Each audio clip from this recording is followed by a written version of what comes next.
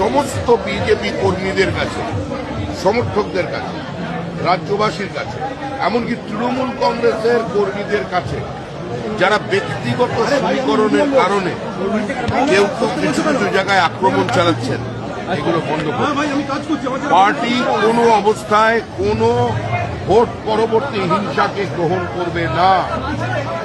সমস্ত জায়গায় হাত জোড় করে অনুরোধ করছে, পশ্চিমবঙ্গের ভোট সংস্কৃতি বদলানোর জন্য, পশ্চিমবঙ্গের ঔদ্ধত্যের অবসানের জন্য, পশ্চিমবঙ্গের হিংসা, মহিলাদের উপর অত্যাচার বন্ধ করানোর জন্য মানুষ এই রায় দিয়েছেন।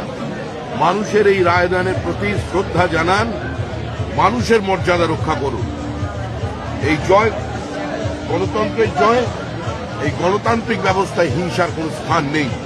আর বিজেপির সরকার এবং বিজেপি দল হিসেবে আমরা আপনাদের মাধ্যমে প্রশাসনকে বার্তা দিচ্ছি, পুলিশকে বার্তা দিচ্ছি, যেখানে হিংসার ঘটনা দেখবেন, কোনো রং দেখবেন না, কঠোর ব্যবস্থা নেবেন।